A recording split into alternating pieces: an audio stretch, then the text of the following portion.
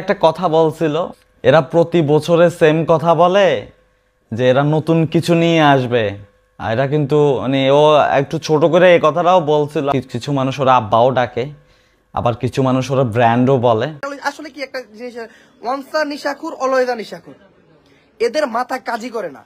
এরা নেশা করতে করতে এমন একটা পর্যায়ে চলে গেছে, এদের মাথা কাজই করে না। গাইস, এইবার টিকটকার অপুর সাথে লেগে গিয়েছে ওমরের কঠিন ভাবে ঝগড়া। ইতিমধ্যে টিকটকার অপু ওমরকে নিয়ে বাজে কথা বলাতে এইবার রেগে গিয়ে ওমর লাইভে এসে অপুকে একদম ধুইয়ে দিল। তো কি কারণে ঝগড়া হয়েছে তাদের মধ্যে সেই ভিডিওগুলো আপনাদের মাঝে দেখাবো। তাছাড়াও ওমরের সাথে নাকি ওমরের টিম মেম্বারদের ঝগড়া লেগেছে, সে বিষয়েও এই ভিডিওতে জানতে পারবেন। তাছাড়াও জানতে পারবেন টিকটকার জিসান কেন হিন্দু সাজলো। তো যাই হোক বন্ধুরা, বেশি দেরি না করে সবাইকে রিকোয়েস্ট করবো ভিডিওতে লাইক দিয়ে শেষ পর্যন্ত দেখতে থাকুন।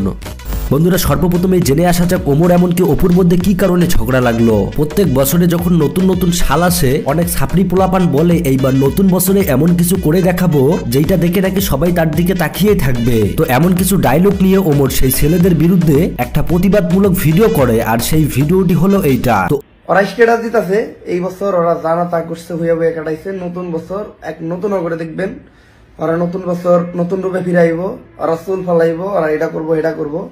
বিশ্বাস করবেন না ভাই, এই হালারাই আগের বছর এই সেম স্ট্যাটাস দিছিল, তার আগের বছরও সেম স্ট্যাটাস দিছিল, তার আগের বছরও সেম। ওমর অন ফায়ারের এই ভিডিওটি দেখে অপুর ফেটে গেছে, মানে অপু মেনে নিতে পারেনি, যার ফলে ভিউজ পাওয়ার আশায় ওমরকে খোঁচা মেরে তার ব্লগ ভিডিওতে কি ভিডিও বানিয়েছে সেই ভিডিওটি দেখুন। একজনের ঠেস মেরে একটা কথা বলছিল যে এরা প্রতি বছরে সেম কথা বলে যে এরা নতুন কিছু নিয়ে আসবে।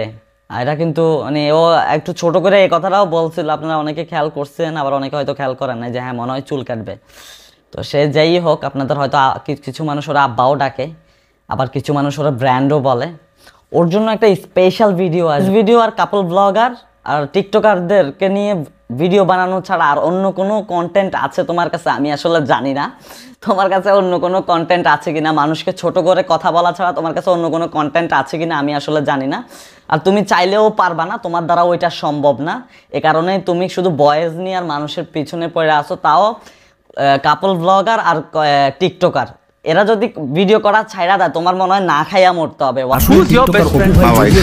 তেমন একটা অ্যাক্টিভ না, তবে বছরের শেষে তার কয়েকটা টিকটক ভিডিও দেখা যায়, আর তার সেই ভিডিওগুলোর ডায়লগ হয় এমন, নতুন বছরে এমন কিছু করবে তাকে নাকি সবাই আব্বা বলে ডাকবে। ভাইরে ভাই, প্রত্যেক বছরেই তো তোমাকে দেখি, কই কোনো তো পরিবর্তন দেখি না। উল্টা আরো কয়েকদিন পর পর লাইভে দেখা যায় তুমি কিছু ছাপড়ি মেয়েদের জন্য কান্না করতেছো। এখন বিয়ে করে চারিদিকে পাহাড় পর্বত দেখিয়ে বেড়াচ্ছ, এইটা আগে ঠিক করা উচিত, তারপর নতুন বছরে ঠিক করে ব্যাক করো। তো যাই হোক, ওমরকে নিয়ে এইসব কথা বলাতে অন্যদিকে ওমর সরাসরি লাইভে এসে টিকটকার অপু ভাইকে নিয়ে কি বলেছে সেই লাইভ ভিডিওর কিছু অংশ দেখুন। যে তোমরা প্রতি বছর এই কথা কও, তোমরা নতুন বছরে কোন চুলটা ফালাইবা।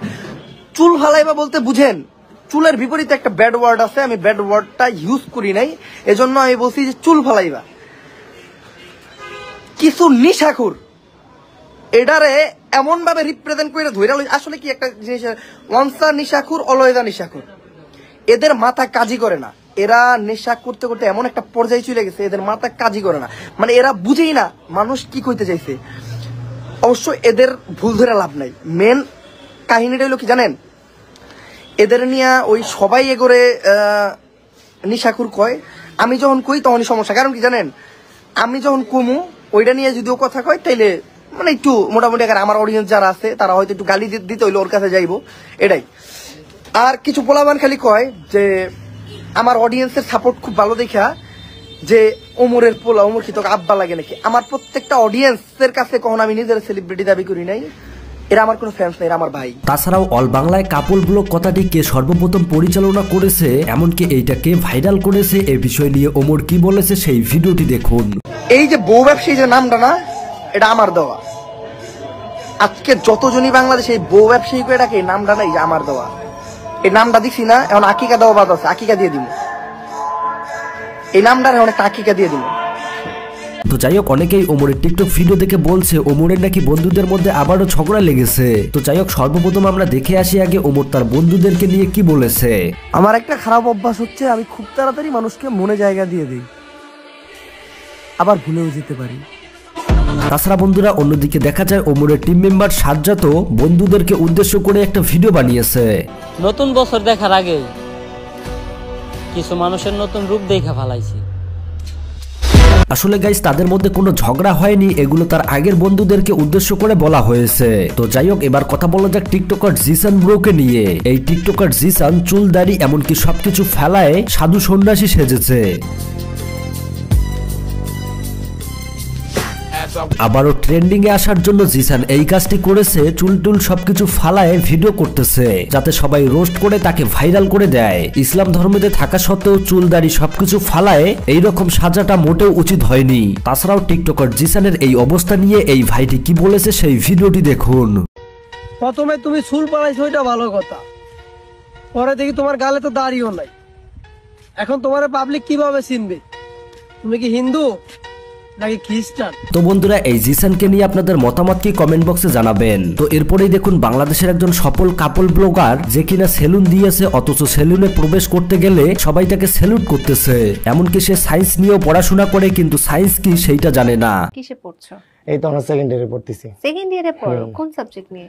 সায়েন্স নিয়ে পড়তেছি। আরে বাবা, কিন্তু মানে কলেজে ওরকম ভাবে যাওয়া হয় খুবই কম।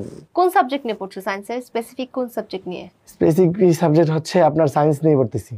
সায়েন্সে তো অনেকগুলো মানে সাবজেক্ট থাকে না, মেজর। তোমার মেজর কি? মেজর এটা হচ্ছে আমি পরীক্ষার সময় পরীক্ষা দিই, তো এটা আসলে ভাইরে ভাই, কাপল ব্লগারের মধ্যে এইরকমও বিজনেসম্যান আছে, সায়েন্স কি অথচ সায়েন্সে পড়ে এইটাই বোঝে না। হাস্যকর বিষয়। তো এরপরেই দেখুন বিনোদন বাজারে 2025 সাল নিয়ে সেরা একটি অস্থির ভাইরাল ডায়লগ। 2025 সালে নিজের নতুন রূপে ফিরে আনছি, তুমগুর দেখে চলে কি? আরে আমরা কিন্তু আন্ডারগ্রাউন্ডের বাস পাখি। আসলে এইটা জিনিস খেয়াল করবেন যে সাল পরিবর্তন হলে ছাপরি পোলাপনদের ডায়লগ এইটাই থাকে। তো এরপরেই দেখুন সর্বপ্রথম বাংলাদেশে এমন একটি মেকআপ মেশিন আবিষ্কার হয়েছে যেটা দিয়ে সবাই মেকআপ করতে পারবেন। তো চলুন আমরা সেই দৃশ্যটা দেখে আসি। ম্যাজিক স্প্রে করুন আর সুন্দর হয়ে যান। আপনারা তো মনে করেন কোরিয়ান মেয়েরা জন্মগত সুন্দর, আপনাদের ধরন একদমই ভুল। গাইস দেখেন, সাথে সাথে রেজাল্ট, জাস্ট দিবেন আর সুন্দর হয়ে যাবেন। 1 মিনিটেই মেকআপ কমপ্লিট। আপনারা যারা মেকআপ করতে পারেন না, লাখ লাখ টাকা দিয়ে পার্লারে যাচ্ছেন, নষ্ট করতেছেন। আপনাদেরকে আর পার্লারে যেতে পারে শুধুমাত্র দিয়ে স্কিন মেকআপ করবে তা না, এখন থেকে সম্পূর্ণ বডিকে মেকআপ করবো শুধুমাত্র আমাদের রাজা স্প্রে সানস্ক্রিন। গাইস দেখেন রেজাল্ট দেখেন। ভাইরে ভাই, ডিজিটাল যুগের এইটাই মেকআপ। তো যাই হোক, ভিডিও বেশি বড় করতেছি না, খুব তাড়াতাড়ি আপনাদের মাঝে নতুন কিছু নিয়ে আসতেছি। দেখা হচ্ছে পরবর্তী কোনো আপডেটে। আল্লাহ হাফেজ।